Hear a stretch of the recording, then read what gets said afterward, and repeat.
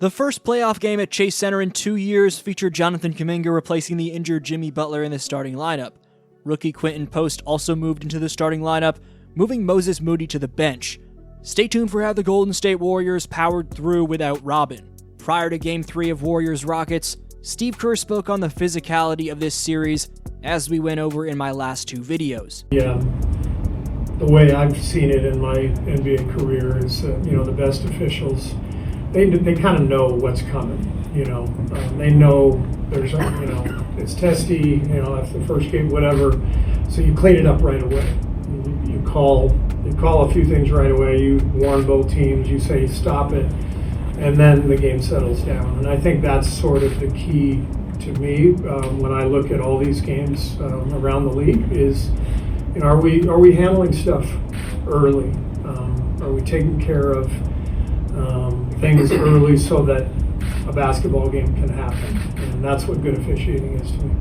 In that same realm, what are you seeing with the way they've defended Steph in this series so far? You don't think you're just going to bait me into I'm allowing you to. James Harden trying to draw the ball right now? I'm not reaching. That's its own comment right there. Meanwhile, Rockets coach Ime Udoka took a shot at Dub Nation. If you've had a chance to escape the team hotel and take a walk around the downtown area, have you been recognized by the Bay Area sports fans? Did you see me out there? No. I walk a lot, I walk every city, and so, yes, quite a bit today. How are those exchanges going? Very pleasant. Well, it sounds like, honestly, wherever you go, you might have hostility online and all this, but in person, nobody says anything, so not as brave in person. During the regular season, Kuminga averaged 21 points, 7 rebounds, and 2 assists per game on a 51-42-59 shooting split in 4 games against the Houston Rockets. We'll get to how that translated to Game 3 against Houston, but a few days back, Kuminga spoke to the media saying, "I hate the fact that everybody is telling me to be ready. I'm ready. I already know that I'm ready. The more you keep telling me to get ready, it becomes kind of irritating." In Game 3, Brandon Pajemski scored the Warriors' first 5 points after posting all zeros in the prior game when he was dealing with his stomach flu. For Houston, Fred VanVleet was also cooking, as the former Raptor scored the Rockets' first 9. The opening frame was a defensive-based quarter, but Moody and Pods combined for 9. The Warriors were sleepwalking to start the second quarter. However, the Warriors got into a flow by running sets for Curry off the ball, which helped Steph get open and allowed him to find a rhythm. Before you know it, Buddy was heating up due to the gravity and shot-making from Curry, as Stephen and Buddy combined for 26 opening half points. This fueled the Dubs to a 9-0 run to close the half. The Warriors were down 3 at half, but it should have been tied given this foul on Stephen Curry where he got hammered at the top of the arc went uncalled. In the third frame, Curry started saucing up defenders off the dribble while continuing to come off screens off the ball, but the Rockets kept responding as the lead changes in this one started racking up.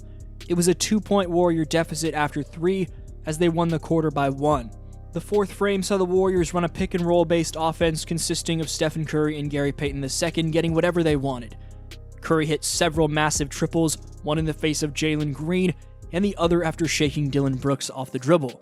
But the primary story of the quarter was how Gary Payton II, one of the best role players in Warriors history, relieved the pressure as Curry's roll man. GP2 made several key rolls to the bucket and also hit a massive triple from the corner. In the final frame alone, GP2 had 11 points on 5 for 5 field goals made, equating to 110% true shooting while being a +8.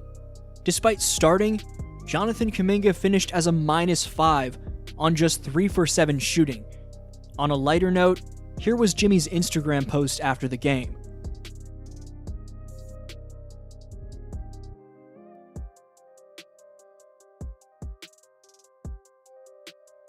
While playing the old Batman theme, which I can't play for copyright reasons, the caption hilariously read, "Thanks Batman and the team, excluding Buddy." Speaking of healed though, and Buddy combined with Curry and Payton II for 69 of the Warriors' 104 points. And postgame, Buddy introduced us to Alfred. You can just kind of speak to like how you got that spark, especially in the second half, to kind of wield you guys to that win tonight. I know Robin was out tonight, so I had to step up. That was it. had to be an Alfred tonight. I know Jimmy's out, and just knows at stake. You don't want to go down 2-1 in the series, especially at home in first playoff game here. Want to make an impression and match the physicality and just come out and make shots. Really lacking making shots and just trying to be a spark plug for this team and do all the right things I can be and be efficient as I can. Meanwhile, congrats to Quentin Post for becoming the first Warriors rookie since 2013 to record at least 10 rebounds in a playoff game. Batman became the oldest player in NBA history to post at least 35 points, 5 rebounds, 5 assists, and 5 three-pointers made in a game of all time, passing LeBron James, himself, Kobe, and Harden.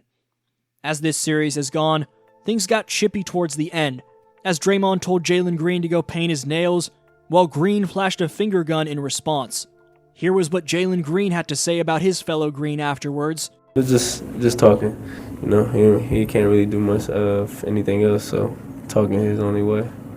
Let me know your takes on that altercation along with everything else. This was your boy D-Flow, and I'll see you next video.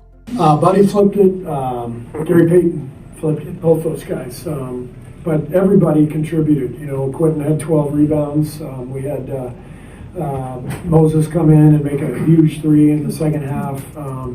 But this is what the playoffs are about. They're about injuries and they're about guys stepping up. And we had both today. With Jimmy being out,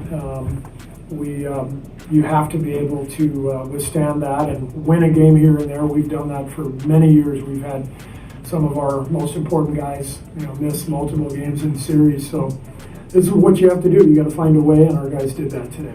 He's obviously really good at playing with Steph, and the numbers bear that out. What have you seen about what makes him so effective alongside Steph?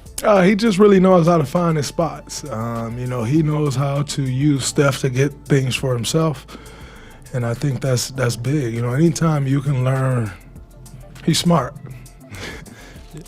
You learn how to play off of Steph, it makes the game a lot easier for you. So anytime you can pick up on those things and, play great out. Steph, he just has so much gravity. His gravity on the court is incredible. So if you learn how to play off that, it kind of puts you at an advantage. And G's been great at that for years now. So it's great that, it showed up at a good time for us. You seen Jimmy's Instagram post game? Elite. Are you embracing this Batman idea he's really pushing? You call it whatever you want to. I just know I need to play at a high level for us to win, and so does he, so does Draymond, so does everybody. So whatever you want to call me, I'll embrace it, and hopefully it keeps happening.